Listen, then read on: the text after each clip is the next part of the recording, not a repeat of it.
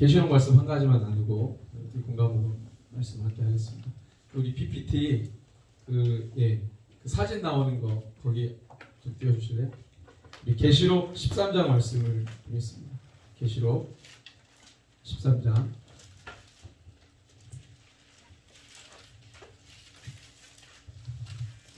11절에서 18절. 계시록 13장 11절에서 18절. 같이 읽겠습니다. 시작. 내가 보매 또 다른 짐승이 땅에서 올라오니 어린 양같이 돋불이 있고 용처럼 말을 하더라.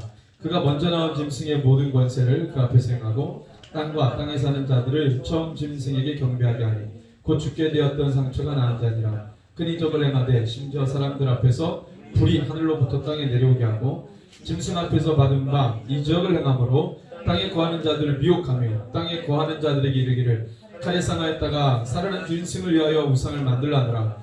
그가 권세를 받아 그 짐승의 우상에게 생기를 주어 그 짐승의 우상으로 말하게 하고 또 짐승의 우상에게 경배하지 아니하는 자는 몇이든지 다 죽이게 하더라. 그가 모든 자, 뭐 작은 자나 큰 자나 부자나 가난한 자나 자유인이나 종들에게 그 오른손이나 이마에 표를 받게 하고 누군지 이 표를 가진 자 외에는 매매를 못하게 하니 이 표는 곧 짐승의 이름이나 그 이름의 수라. 제가 여기 있으니 총명한 자는 그 짐승의 수를 세어보라.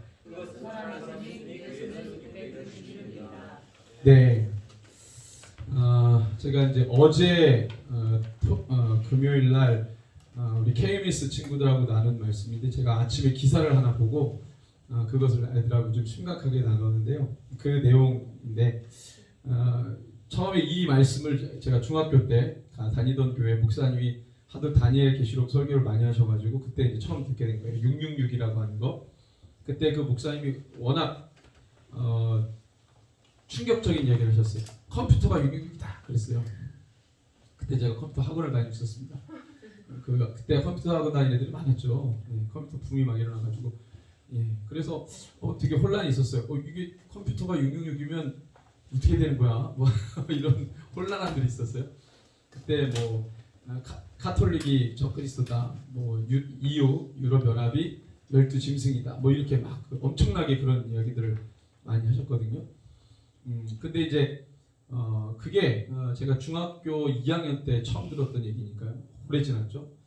근데 지금에 와서 보면은 그거 컴퓨터가 666이다 이 말을 좀 자세하게 하셨어야 돼요.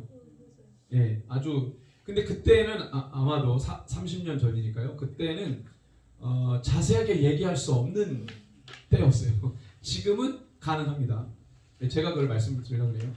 이거 잘 모르는 분들은 그 역사를 알면 이거 금방 뚫려요. 이 특별히 16절하고 17절은요 역사적으로 한 번도 없었던 일이에요. 근데 이걸 자꾸 우겨요. 로마 시대 때 이런 일이 있었다고. 근데 여러분들 로마 시대와 관련해서 여러분들 다 뒤져보세요. 하여튼 로마 역사에 관련된 걸 싹 다 뒤져서 책이든지 웹사이트든지 다 찾아보세요. 이런 일이 있었나. 종들의 표식을 주는 거라든지 일부 기독교인들에게 매매의 어떤 이 경제활동 못하게 하는 제한적인 법들이 한시적으로 있었던 때는 있었어요. 근데 뭐 로마 제국 전체 역사 가운데 그런 일이 있었던 것도 아니고 그것도 이거는 전 세계에 일어난 일도 아니잖아요. 그죠? 그러니까 한 번도 없었던 일이에요. 근데 여기에 보면은 정확하게 16절에 뭐라고 나와 있죠? 한번 읽어볼까요? 16절 시작. 그가 모든 자, 곧 작은 자나 큰 자나 부자나 가난한 자나 자유인이나 종들에게 오른손이나 이마에 표를 받게 하고. 우리가 성경을 읽을 때 단어 하나하나에 힘을 줘서 읽어야 되는 이유는 뭐냐면 목사님들도 이 내용을 자세하게 안 읽고 그냥 누구한테 들은 얘기를 가지고 이런 적이 있다 로마 시대 때 이렇게 얘기해요. 근데 여기 가만히 보세요. 모든 자예요. 근데 모든 자가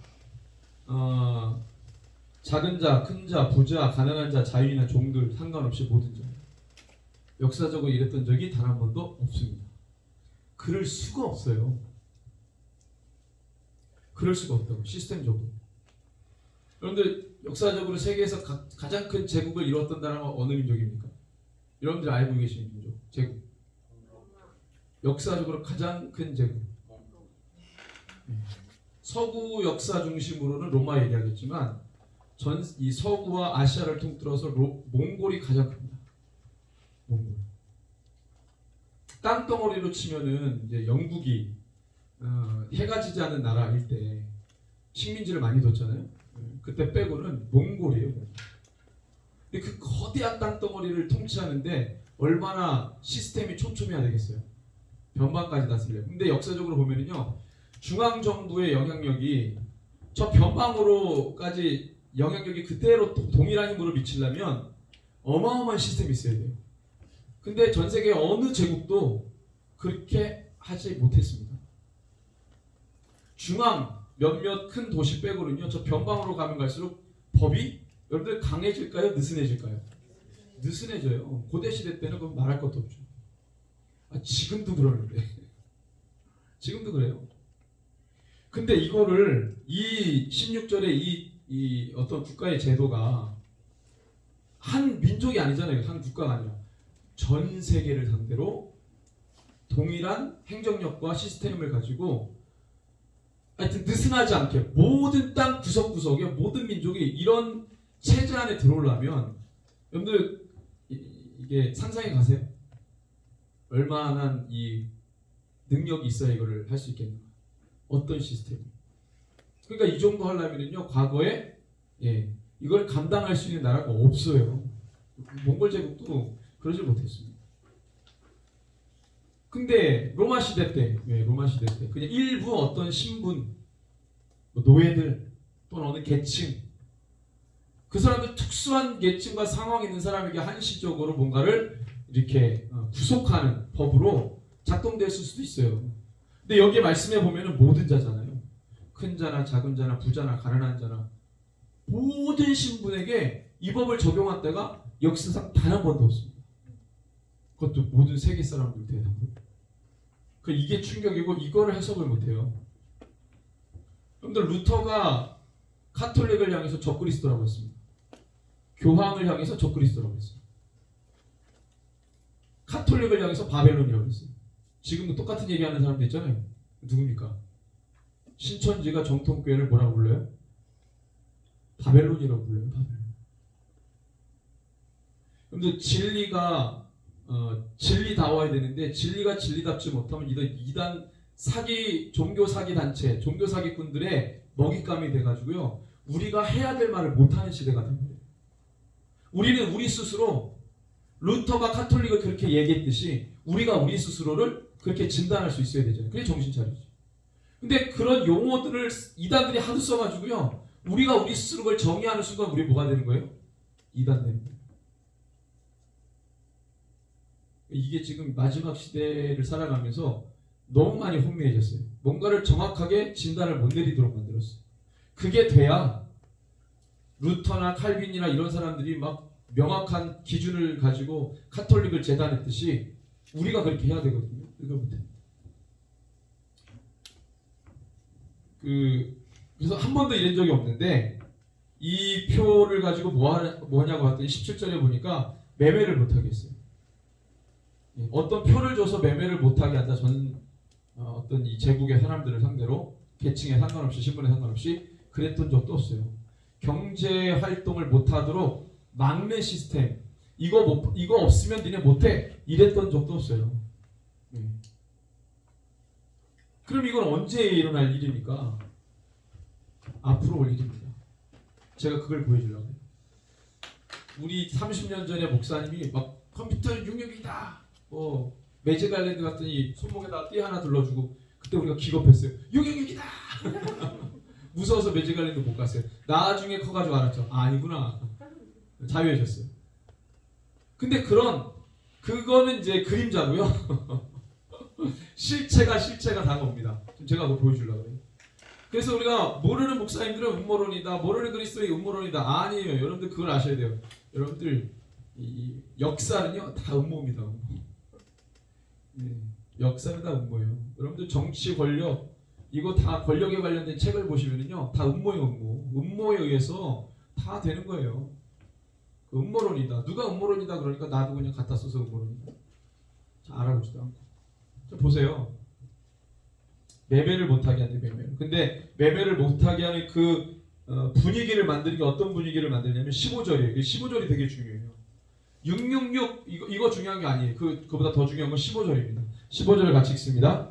그가 권세를 받아 그 짐승의 우상에게 생기를 주어 짐승의 우상으로 말하게 하고 짐승의 우상에게 경배하지 않은 자는 다 죽이는 거예요. 요게 중요합니다. 그러니까 다 뭐하게 만드는 거예요? 우상 숭배하게 만드는 거예요.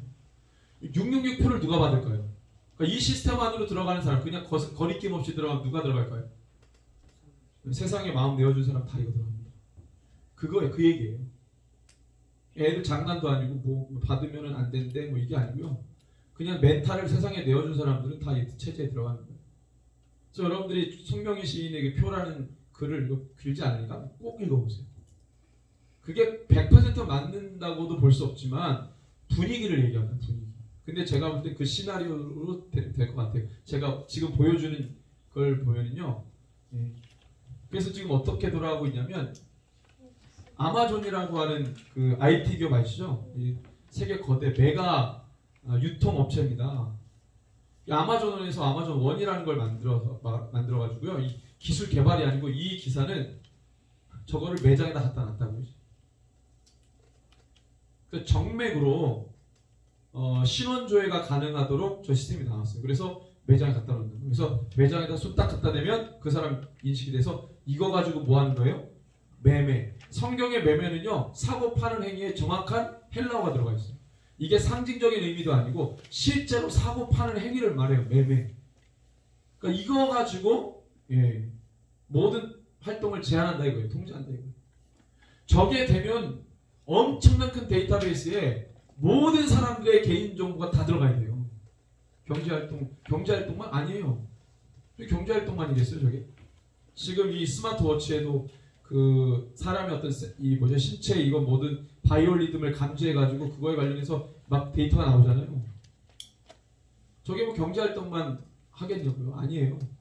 이 사람의 활동의 모든 걸 다 통제합니다. 그 기술이 나왔고 이거는 뭐 그냥 뭐 애들 장난감 수준이죠. 이게 만약에 개발되고 발전이 되면 뭐 어디까지 가겠어요. 근데 제가 너무 재미있는 거는 제 친구들 중에 더 목회자들 많은데 제 부목사들 많은데 이런 얘기를 하면 제가 완전 미친 사람 되어 있어요. 이다니까 너 왜 그렇게 됐냐. 조명아 너 왜 그렇게 됐어. 나 안 그랬잖아. 서로 불쌍하게 쳐다봐요. 저도 그 친구도 저도. 서로 중보해 줍니다. 주여 서로 살려주시옵소서. 주님이 너무 난감해요. 누구를 살려야 될지. 야 누가 모르는 거냐 이거 지금 내가 그러고 있는 거죠. 저런 사건이 벌어져도 몰라요. 왜 모를까요? 이유는 두 가지 중에 하나예요. 저렇게 되고 있다는 정보를 모른다든지 아니면 말씀에 대한 이해가 없든지. 그 시대의 변하는 추이를 전혀 모르는 거죠. 영적으로 민감하게 그거를 감지를 못하는 거예요. 세계가 어떤 리듬을 타고 가는지 몰라요. 그걸 감지를 못해요. 이런 거를 알려줘도 몰라요, 목사님들이. 그리고 너무 충격적인 거는 지금 여기에 나와 있는 예언이요. 한번 찾아보세요. 로마에 관련된 역사. 없어요, 이런 일. 없고 앞으로 되어질 일이 지금 이런 기술로 나오잖아요. 여러분들 눈으로 보시는 거예요. 지금 이 기사가 나왔어요.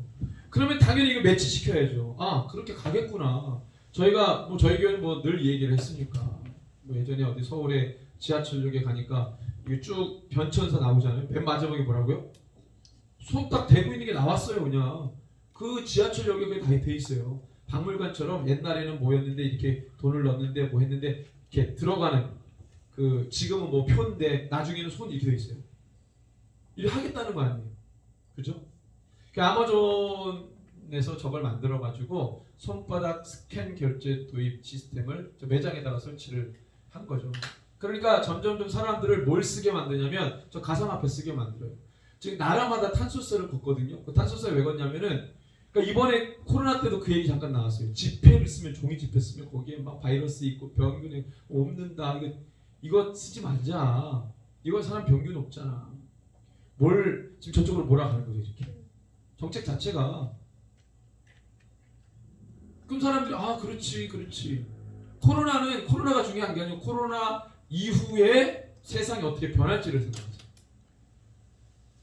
시스템이 어떻게 바뀔지를 생각하세요. 그게 중요한 거지 코로나가 중요한 게 아니에요 사실. 이거에 관심이 없어요. 너무 순진한 우리 기독교인들이 너무 순진하니까 코로나 막 이러고 있어요. 아니에요. 코로나 이후의 세상이 어떻게 바뀔지가 중요해요. 그러니까 지금 종이화폐 이거 폐기되면 이거 태우거든요. 그것 때문에 환경이 오염된다 이 얘기 아니에요. 그래서 탄소세를 붓는 거 아닙니까? 그런 거 하지 말고 돈을 바꾸는데도 비용이 발생이 돼요. 태우는데도 비용이 발생이 돼요. 그러니까 돈을 그 폐기될 지폐를 새 지폐로 바꾸는 비용도 발생이 되고 폐기된 지폐를 태우는데도 비용이 발생되니 우리가 이거 쓰지 말고 그냥 가상화폐 쓰자. 그럼 만약에 이 IT 기업들이 거의 그 가상 시스템 안에서 막 도니까요. 저런 대기업들이 저거 하기 시작하면요. 이제 세상 바뀌는 겁니다. 어차피 지금 사이버를 사용하는 사람들의 이 퍼센테이지가 많이 올라가잖아요. 그럼 이제 저 가상화폐 쓰는 거죠. 가는 겁니다. 그래서 우리 뭐 빅브라더 얘기 많이 들어봤잖아요. 우리는 뭐 프리메이슨, 뭐 일루미나티였지만 저는 그냥 빅브라더 라고 이제 말하고 그런 기업들 빅테크라고 합니다. 저 거대 IT 기업들. 저 기업들이 주도하는 거죠. 그래서 시스템을 구축하고 막대한 자금을 가지고 그 일들을 끌어가는 것이죠. 사회가 이렇게 변하는 겁니다. 그러면 이제 빅브라더 사회로 가는 거죠. 이게 잘 보니까 사람들은 어떻게 동의를 구할까? 공공 안전과 방역으로 동의를 구하고 저희들은. 근데 제가 다른 나라 보니까요 마스크 안 쓰고 다녀요. 뭐 영국 공원에서 사람들이 너무 막 행복해하면서 마스크 안 쓰고 이스라엘 뭐 술집에 사람들이 막 가득 나와가지고 밤에 뭐 마스크를 벗어가지고 너무 좋다고 그러면서 막 뭐 이러고 있어요. 그러니까 대만은 뭐 마스크 좀 안 쓰고 다녀요. 오래됐죠. 그러니까 이런 걸 가지고 막 통제를 하고 한국만 지금 화이자 모더나 그 회사에서 전화 와가지고 준다는 것도 정부가 알고 봤더니 거부했다. 그래서 완전히 국가를 통제하기 위해서 그렇죠. 저런 공공 안전과 방역을 가지고 국가 권력과 결탁한 저 세력들이 빠르게 저 시스템 안으로 끌고 가는 것입니다. 그래서 이제 아마존 원이라는 것을 저렇게 만들어서 하게 만들고요. 그 관련된 기사들이에요. 정맥 인식을 신원 인증과 결제 시스템에 도입했다. 저번에 제가 국민은행 갔더니 그거 말씀드렸죠. 신청하라고. 그래서 이제 이건 2020년 기사고요. 그래서 이제 이렇게 했다. 아마존이 특허를 그렇게 돼서 신용카드와 손바닥 정맥 정보를 등록해서 이제 저거를 이제 실시하게 됐다는 거죠. 요거는 국민은행 얘기입니다. 2017년도에 이미 신청자를 받고 있었어요. 그때 기사가 150만 명 신청했다는 거예요. 우리나라입니다. 저거 하겠다. 그래서 저거 국민은행 가면 ATM기에 이렇게 되는 데 있어요. 저거 그 신청사 그때 2017년도 기준으로 150만 명인데 지금 더 되겠죠. 좀 그렇게 하고 있어요. 우리나라에서 은행 중에서 KB가 먼저 한 것 같아요.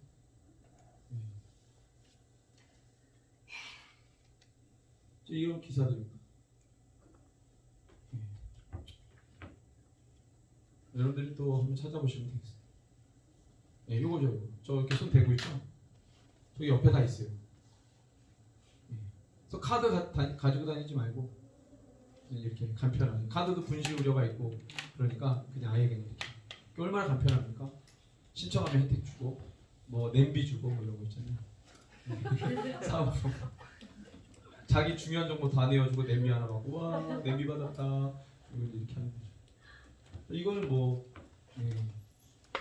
2017년도 그 다음에 이제 요거는 이제 롯데카드에서 롯데카드도 우리 신용카드 롯데카드 안 쓰고요. 저렇게 합니다. 또 신청하세요. 그래서 일본 롯데가 일본 기업이잖아요. 저렇게 해서 이제 했다는 기사가 나옵니다. 2017년도 이것도 손바닥 정맥 인증 장치를 제공하고 롯데카드 회원을 위한 예부 카드 결제 시스템. 카드 뭐 힘들게 분실 의뢰도 있고 카드, 신용카드 다 들고 다니지 말고 이걸로 하세요. 이게 다 하는 거죠. 마지막 시대입니다. 정신 안 차리면 이제 큰일 납니다. 우리. 이런 시대에 살고 있어요. 그러니 저걸 모르면 와 지금 이 계시록에 나와 있는 이 말씀이요 무슨 뭐 애들 장난도 아니고 이게 지금 죽고 사는 문제인데 표를 받았다 이거는 표를 받은 사건이 중요한 게 아니고 누가 받을 것이냐 예 우리의 마음을 세상에 내어주는 사람. 근데 정말 신앙생활 착하게 잘 열심히 하는데요 이걸 몰라 나중에 받아 이게 얼마나 큰 이게 정말 이해가 안 되는 일이 발생되는 거죠. 마지막에 우리가 이게 이럴 것이다 그런 거 다 깨집니다. 일단은 말씀을 알고 시대를 분별할 줄 아는 자가 그리고 믿음의 인내로 견디는 자가 구원을 받습니다. 그냥 착하게 그냥 아무 생각 없이 무개념으로 그냥 교회 생활 열심히 이거 다 넘어지는 거예요. 할 수만 있으면 택한 자도 넘어뜨리는 게 마지막 시대 미혹인데요. 그러니까 이런 현상들 이제 마지막 때가 가까이 오고 모든 시스템이 계시록의 예언대로 가겠구나. 그런데 인지하시고 깨어 있으시기를 바랍니다. 옆에 분에게 고백합시다. 깨어 있읍시다. 진짜로 깨어 있읍시다. 조심하시고. 자, 그래서 말씀을 부지런히 그래서 말씀의 기준이 뭐고 방향이 어디에 있는지를 여러분들이 잘 이해하시면 좋을 것 같습니다. 저는 이걸 하면서 가장 마음에 와닿았던 게 뭐냐면 이 주제에 관련하게 해서요. 결국에는 이제 마가복음 1장에서 9장까지가 하나님의 나라를 보여준 거라고 그랬잖아요. 어떤 식으로 보여줬냐면 예수님이 기적을 행하십니다. 마가복음은 예수님의 기적 기사가 많이 나와요. 초반에 많이 나옵니다. 그러니까 여기 주제적 구조에서 하나님의 나라를 보여준다고 하는 저 구간에 굉장히 많이 나와요. 그러면 우리가 정리를 어떻게 합니까? 하나님의 나라는 슬픔이 없고, 그죠? 아픔이 없고, 그러니까 예수님이 나병 환자를 치유하시고 중풍병자 치유하시고 귀신을 쫓아내시고 이런 예수님의 이름이 예수님의 통치가 실현되는 그 장소 하나님 나라가 임하잖아요. 그러니까 하나님의 나라가 어떤 건지를 제자들에게 보여줬다 이거예요. 주님을 따르는 자들에게 예수님이 직접적으로 예수의 이름으로 선포할 때 그 안에 있는 모든 부정한 것들이 떠나가잖아요. 그 눈으로 봤단 말이에요. 여러분들이 유대인이라고 우리가 유대인이라고 생각해 보세요. 수천 년 동안의 유대인은 누구누구를 부정과 정결의 두 가지 기준으로 막 몰아붙이는 거예요. 사회 전체가 다. 그러면 자기 가문 전체가 다 부정한 부류로 낙인 찍혔어. 이 사람의 삶에 소망이 없죠. 무슨 소망이 있겠어요? 아니 옆집 아무개가 너 부정한 사람이야. 지나가면서 한마디씩 하는 것도 스트레스 받는데 사회 전체가 집단으로 그 사람 부정하다? 너의 상태가 부정하고 너의 상황이 부정하다? 가물이 부정하다? 너는 그냥 부정한 대로 살다가 부정한 대로 죽을 거야. 이 굴레가 얼마나 고통이겠냐고요. 유대 사회가 그랬어요. 사람들을 나눌 때 이 두 가지의 기준으로 나눕니다. 정결과 부정. 그러니까 그 정결, 내가 부정한 자가 되지 않기 위해서 정결법을 그냥 그렇게 죽도록 지키는 거예요. 안 지키면 너 왜 안 지켜? 너 왜 금식 안 해? 너 왜 안 씻어? 뭐 하는 거예요 지금? 정죄하는 거잖아요. 누구를 위해 정죄하는 거예요? 나를 위해. 너 나 더럽히지 마. 너 더러운 사람 내가 만지면 나도 더러워져. 그러니까 서로 피해주지 않기 위해서 서로가 뭐 하는 거예요? 정결시키는 거예요. 지금 현상하고 똑같지 않나요? 그래서 종교 권력 기구라는 게 뭐예요? 종교 권력으로 사람들을 짓누르는 거예요. 뭐 하는 거예요? 통제. 그러니까 유대 종교로 사람들을 통제한 거죠. 그런 식으로. 지금 국가가 뭘로 통제합니까? 보건이라는 걸 가지고 통제하잖아요. 사람들이 건강 얼마나 중요하게 생각해요. 건강 그러면 내 건강 생각하지 옆에 있는 사람 건강 챙기겠어요? 그러니까 자기를 소중하게 여기는 가치, 건강 그거 가지고 건드리니까 사람들이 막 그거에 다 넘어지는 거예요. 그래 피해주지 말자 서로. 피해주지 말자. 괜히 해가지고 그러면 나도 코로나 옮고 서로 피해가니까 하지 말자. 자기를 위한. 근데 그게 자연스럽게 받아들여져. 왜? 국가가 국민들 상대로 모든 사회가 그거를 요구하니까. 그러면 주님 앞에 믿음이 강하지 않은 사람은 어떻게 버티겠냐고 그 분위기 가운데. 똑같은 거예요. 2000년 전. 그러니까 권력이라고 하는 것은요. 여러분들 우리가 이 마지막 시대를 살면서 잘 분별하셔야 돼요. 어떻게 작동하는지. 사람들의 마음을 어떻게 뺏어가는지. 어떻게 우리 애들의 마음을 핸들링하는지 여러분들이 그 권력의 속성을 잘 분별하셔야 돼요. 그래서 그걸 우리가 믿음으로 깨는 겁니다. 다니엘이 결국 그거 아니에요. 어떻게 깼습니까? 어떻게 깼습니까? 다니엘을 믿음으로 깼습니다. 주님을 향한 변치하는 믿음. 마지막에 누가 구원을 받습니까? 믿음의 인내. 인내는 견디는 겁니다. 참는 겁니다. 버티는 겁니다. 내가 아는 것을 지속시키는 거예요. 그게 인내예요. 어떻게 지속시킬 수 있어요? 믿음으로. 그 말이 그 말이지만, 그러니까 하나님의 나라. 근데 결국에는 그 하나님의 보여준 하나님의 나라를 어떻게 가냐? 어떻게 가요? 믿음으로 가는데. 믿음의 인내가 자꾸 가깝게 자꾸 돌아가니까. 하나님의 나라 보여준 하나님의 나라 어떻게 갑니까? 따릅시다. 십자가. 십자가예요. 십자가. 그러니까 예수님의 신앙, 베드로의 신앙 고백이 정신없이 한 말이라도 그 말이 중요했어요. 왜? 그 말 위에 교회를 세워야 되는 거니까. 너가 학습받아서 한 고백이 아니야. 너희 부모도 그걸 못 알려줬어. 성령님이 너에게 하게 하신 거야. 왜? 너 때문이 아니라 교회를 세우기 위해. 베드로의 입술을 사용하신 거죠. 그게 필요했어요. 그 고백이. 그 고백, 예수 그리스도가 누군지 그대로 고백하는 그 고백. 그럼 우리는 어떻게 주님을 따라가야 되잖아요. 주님 어디를 향해 가셨습니까? 골고다를 향해 가셨죠. 사람을 살리는 그가 골고다를 향해 가요. 오병이어 기적을 일으킨 그가 골고다를 향해 가요. 여러분들, 우리가 하나님께 은혜를 받았어요. 간증이 다 있어요. 대단합니다. 위대한 일을 했어요. 그런데 그렇게 위대한 일을 행한 우리의 발걸음이 어디를 가야 되냐고요. 예수님도 골고다였어요. 그럼 우리도 어디를 가야 됩니까? 골고다죠. 근데 같은 성경을 보면서 왜 우리는 하나님께 어마어마한 은혜를 입었다. 그러면 엄청나고 찬란한 막 진짜 꽃길을 막 걸어가려고 그러지만 예수님이 진정 가신 길은 골고다 언덕이라고. 자연스러운 거 아닙니까? 근데 고난을 받자, 그리스도인이 고난을 받자 이렇게 말하는 것이 왜 부담이 됩니까? 그게 이상한 거 아니겠어요? 결론적으로 내가 너에게 보여준 하나님의 나라는 저 십자가를 통과하지 않으면 갈 수 없어. 오직하면 천국에 들어가려면 어린아이와 같아야 돼. 대단한 일이 아니야. 어린아이가 무슨 대단한 일을 하겠어요? 무슨 엄청난 과업을 하겠습니까? 어린아이가. 근데 어린아이와 같지 않으면 천국에 들어갈 수 없어. 엄청나게 깨는 거죠.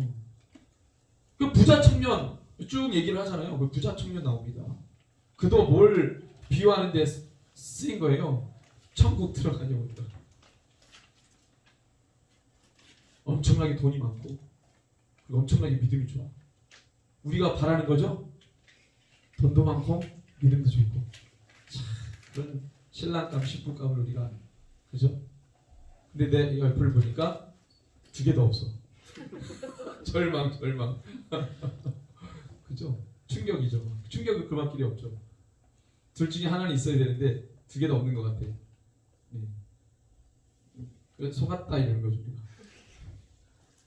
근데 주님이 그 가면을 벗기시잖아요. 돈이 많은 거 많으니까 그 가면이 뭐 그대로니까 이 신앙의 가면을 벗겨요. 어릴 때부터 말씀 벗겨버리는 거죠. 너 누구를 위해서 그렇게 했어? 우리가 누구를 위해 예수를 믿습니까? 진짜로. 천국을 가려면 어린아이와 같아야 되고 그 가치 자체를 주님이 이미 다 말씀하셨는데 우리는 예수님 말씀하신 가치 외에 다른 가치를 붙들고 있는 거 아닙니까? 그것이 복음이라고 말하고 있는 거 아니에요? 그럼 바울이 얘기하겠죠. 그건 다른 복음이다. 아니, 다른 복음이라는 있을 수 없고 그건 복음이 변질된 거다. 바울이 얘기하죠. 그래서 주님이 보여주신 하나님의 나라는 저 십자가 예수 그리스도의 고난을 통과하지 않으면 하나님의 나라를 받을 수 없다. 저것을 통과해야 성령님이 오시죠. 성령님이 오셔야 우리가 거듭납니다. 예.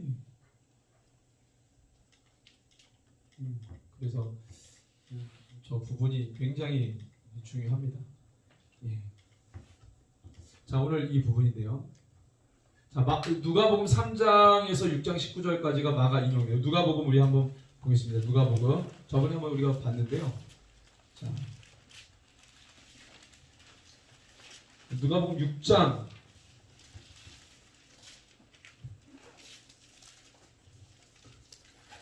그래서 안식일에 관련된 그 여기 이제 6장에 나오죠. 안식일에 밀 이삭을 자르고 안식일에 손 마른 사람을 치유하고 이 안식일에 하지 말아야 될 그 당시에 유대 사회 정서를 뒤엎는 근데 진정한 안식일에 대해서 예수님이 말씀하신 거죠. 근데 유대 사회가 가지고 있었던 특별한 계층만 누리는 일반 백성들은 뭐 전혀 해당 사항이 없는 근데 그 일부 계층만 누릴 수 있는 것을 하라고 강요하는 그렇다고 것이 모세 율법에 하나님의 담긴 마음도 전혀 아닌데 그래서 예수님이 안식일에 대해서 다시 짚어주시고 다시 그것을 회복시켜 주시는 장면이 6장 1절에서 11절까지가 나오는 거예요. 그러니까 안식일을 다루는 거죠. 여러분들 우리가 언제 안식할 수 있습니까? 우리의 진정한 안식은 언제입니까? 여러분들 정말 안식하고 싶으시죠? 네. 네. 이걸 딱 때 웃으시는 분들의 의미를 알고 계시는 분이죠. 주님이 오시면 그때 우리가 안식합니다. 참된 안식이죠. 그 이 말은 뭐예요? 주님과 진정으로 연합하면 안식이 되죠. 여러분들 오늘 우리가 오전에 바울에 대해서 들었잖아요. 바울의 그 고백, 고린도후서에 나와 있는 그 자기 간증 충격을 받지 않아요? 야, 어떻게 저런 고난을 받지? 언제 줬겠습니까? 그 고통을 다 온몸으로 받는데 여러분들 바울은 제가 너무 가슴 아픈 거는 제가 신대원 때 그 바울 전공했던 교수님이 바울을 이야기하는데 하나도 공감이 안 돼요. 바울은 얘기 안 하고 바울이 말한 말을 얘기하는 거죠. 그분은 바울이 말한 것을 연구하고 전공하신 거예요. 근데 바울 자체를 묵상하지 못하셨던 것 같아요. 바울 자체. 바울도 사람입니다. 바울이 말한 로마서를 연구해요. 그러면 바울 전문가가 되는 거예요. 바울이 말한 갈라디아서를 말해 바울 전문가가 되는 거예요. 근데 저는 그것도 중요하겠지만 바울이라는 한 사람이 중요하지 않겠어요? 제가 여기서 여러분들 설교하지만 이 설교도 중요하겠지만 전하는 사람이 더 중요하지 않겠어요? 내가 어떤 사람이냐?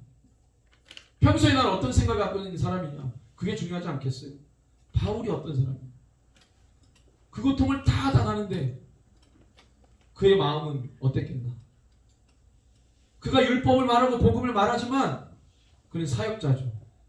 말만 하는 사람이 아니라 그는 실제로 땅을 밟고 영혼을 만나는 선교 운동가, 복음 전도자, 무슨 강단에서 메시지만 전하는 자가 아니었잖아요. 삶의 현장에서 사람을 만나고 그리고 고린도후서의 11장에 나와 있는 그 고백처럼 뭐예요? 어마어마한 고통과 고난을 다 당한 사람. 여러분들 신학교 강단에 있는 분들 얼굴에 기름이 잘잘 흐릅니다. 얼굴에 기름이 잘잘 흐르는 교수님들. 제 신학교 학부 때 그 안셀럼이라는 우리나라의 안셀럼 전문가 교수님이 계셨어요. 근데 그분이 머리가 하얗거든요. 딱 봐도 저분은 강단 빼고는 주님과 안 만나시는 분. 신학교 강단에서만 예수님을 얘기하고 그걸 벗어나면 주님과 평소에 안 만나시고 교제 안 하시고 그런 분. 아니, 들어보면 알잖아요. 들어보면.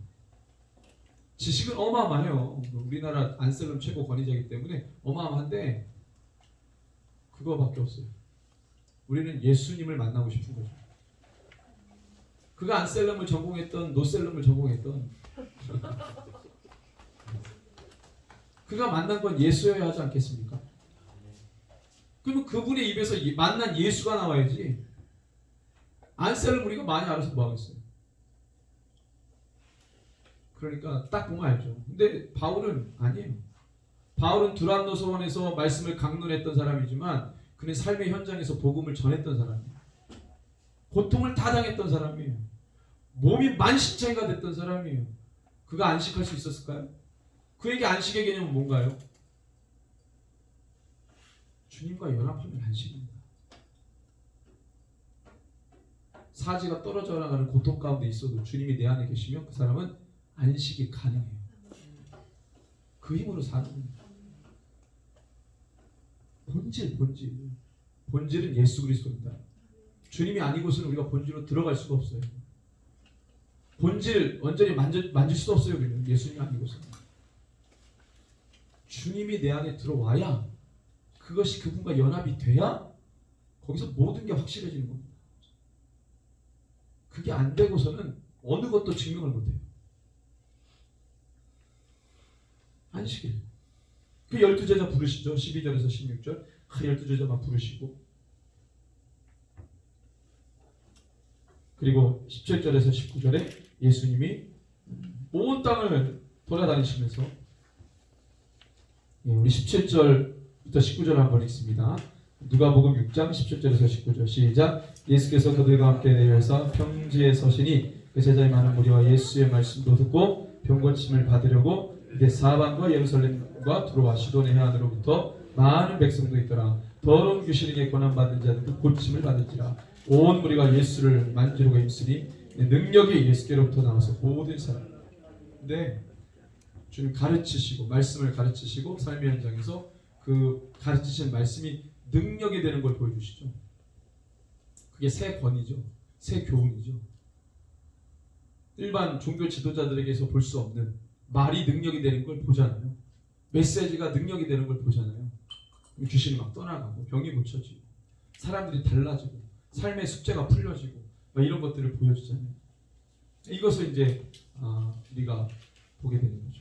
그래서 하나님의 나라 어떻게 풀어지는지를 보여줍니다. 누가복음 6장 20절부터 그다음에 8장 3절. 이게 이제 갈릴리 2차 사역 들어가는, 마가복음으로 치면 3장 20절부터 들어가는 건데, 이 누가복음 6장 20절에서 8장 3절이 갈릴리 2차 사역에 이제 해당되는 부분입니다. 근데 내용을 보면은요, 자, 요게 Q라고 되어 있는 걸 뭐라 그랬죠, 저희가? Q? 예수님의 어록집이죠. 예수님 어록만 모아놓은. 그래서 이거는 그냥 Q 자료설이라고 합니다. Q 자료설. 예수님의 어록집이 단편으로 전해져 있었다. 근데 그거를 이제 이제 그렇게 이제 우리가 보는 건데, 자, 6장 20절에서 7장 35절이 예수님의 어록, 예수님의 메시지로만 되어 있는 걸 누가가 편집해서 모아놨다 이거예요. 그래서 이 부분이 우리 한번 성경으로 확인해 보겠습니다. 6장 20절부터 뭐가 기록되어 있나요? 예수님의 메시지.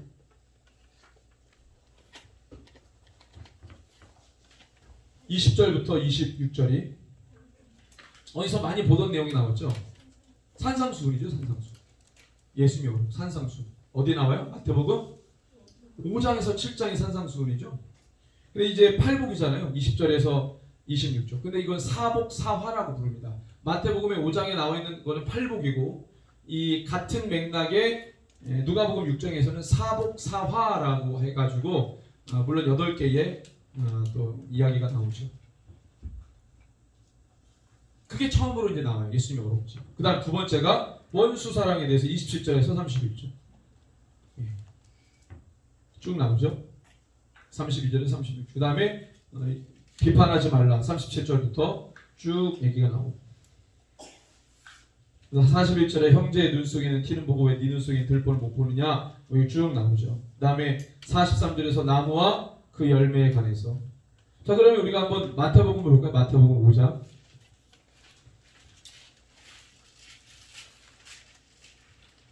자, 마태복음 5장에 보면 우리가 잘 아는 대로 산상수훈 나오죠.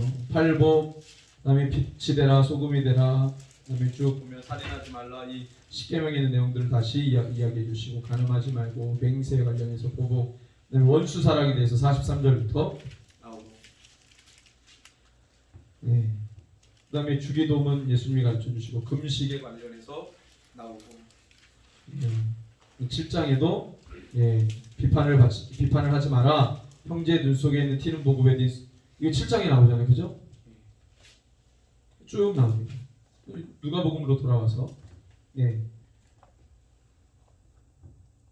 그 다음에 이제 6장 46절부터는 너희는 나를 불러 주여 주여 하면서도 어째 내가 말하는 거 생하지 아니하느냐, 이 얘기 어디 나옵니까? 7장에 나오죠. 마태복음 7장에 이 얘기 똑같이 나오죠. 나더러 주여 주여 하는 자보다 천국에 들어갈 것이야, 하나님의 뜻대로 행하는 자를. 이렇게 맥락은 비슷한데 그 표현된 말들이 좀 다르지만 다 똑같은 내용입니다. 우리 46절에서 누가복음 6장 46절에서 49절 한번 읽어볼까요? 시작. 너희는 나를 불러 주여 주여 하면서도 어찌 내가 말하는 것을 행하지 않느냐. 내게 나와 내 말을 듣고 행하는 자마다 누구와 같은 것을 너희에게 보이리라. 집을 짓되 깊이 파고 주추를 반석 위에 놓은 사람과 같으니 큰 물이 나서 탕류가 그 집에 부딪히되 잘 지었기 때문에 요동하지 못하게 할 거니와 듣고 행하지 아니하는 자는 주추 없이 흙 위에 지은 사람과 같으니 탕류가 부딪히면 집이 곧 무너져 파괴됨이 심하니라 하십니다. 네. 여러분들 그래서 한번 정리해 보시죠. 어떻게 정리가 됩니까? 주여 주여 하는 자, 그냥 주여 주여 종교적으로 주님의 뜻을 전혀 이해하지 못한 채 그냥 종교행위만 답습하는, 그 종교행위 굴레 가운데서 벗어나지 못하는 그 신앙인, 그 종교인이 결국에는 뭐 어떻게 된다는 거예요? 파괴된다는 거죠. 그 집이 무너져서. 하나님의 뜻을 알고 하나님의 뜻을 채워나가는 신앙인은요, 어려움이 와도 그 집이 무너지지 않는다는 거예요. 근데 그렇지 않은 그냥 종교적으로 주님을 대했던 자는요, 무너진다는 거죠. 무너진다는 거죠. 그래서 우리의 삶에 내가 주님을 잘 섬긴다고 막 갔는데 환란이 왔어. 폭삭 무너졌어. 당황하는 거죠. 본인. 나는 주님 잘 섬겼다고 하는데 왜 이러지? 뭐가 문제겠습니까? 주님이 잘못하신 겁니까? 이 말씀을 기준으로 본다면 뭐가 잘못된 거예요? 내가 신앙인이 아니었고 종교인이었죠. 하나님의 뜻을 알지 못한 채 살았다는 거죠. 그럼 이제 수정해야 되잖아요. 수정. 주님의 뜻을 깨달아야겠구나.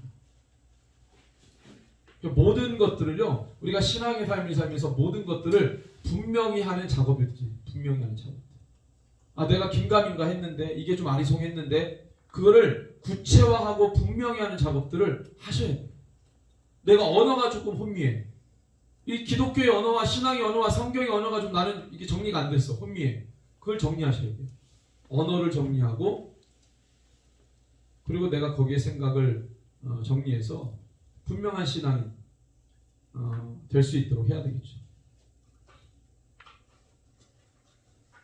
네.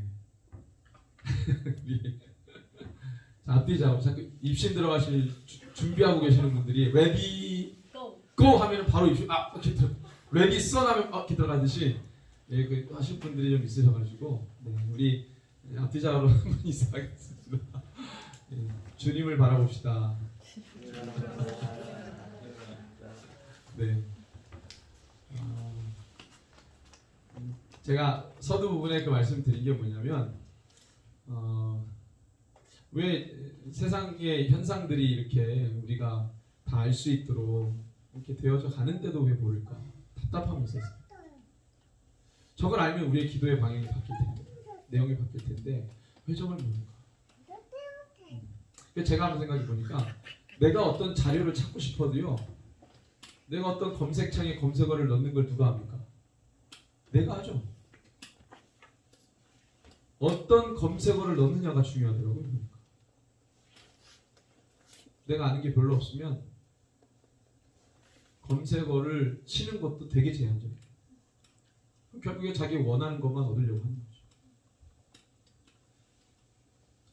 그렇구나. 그렇게 우리가 무지하구나. 마지막 날에는 시대에 돌아가는 것을 지식적으로라도 모르면 눈 뜨고 당하겠다. 보세요. 눈 뜨고 당하잖아요. 사건이 이렇게 기사들이 올라오는데도 몰라. 눈 뜨고 당하는 거예요. 저러다 예수님 화가 오셔. 어떻게 해요? 그거 어떻게 해요? 분명히 성경에서 기록된 대로 세상은 가고 있는데 몰랐어. 못 들었어. 아니, 알았는데 관심이 없었어. 음모론으로 치부했어. 그건 그거고 이건 아니겠지. 자기를 스스로 자위하는 거죠. 아니겠지. 그거 아니겠지. 와, 사탄이 이렇게 미혹하네. 우리가 눈으로 보고 있어도. 그러니까 하나님의 말씀은 귀로 듣는 게 아니고 뭐로 받는다? 마음으로 받는 겁니다. 전 아무리 귀에 들려줘도요, 깨어있지 못하는 사람은 봐도 모릅니다. 그래서 들을 귀 있는 자는 들을지어다. 그래서 깨어있어라 말씀하십니다.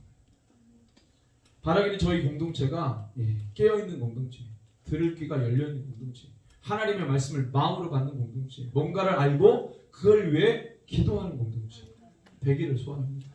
이미 그런 분들이시지만 한 번 더 영적으로 염려하는 마음에 함께 나눕니다. 우리 함께 이 시간에 기도할 텐데 주님, 이 마지막 때 우리가 싸워야 되는 싸움이 너무 큽니다. 많은 지식을 우리가 모른다 할지라도 한 가지를 제대로 알고 그것을 위해 집중하며 간구하는 믿음의 종들이 되게 하여 주옵소서. 이미 중요한 얘기 주님이 말씀을 통해 다 해주셨는데 우리가 이 마지막 때를 살아갈 때 또 깨닫기를 원합니다. 성령 하나님 우리의 지각을 열어 주시옵소서. 집중하며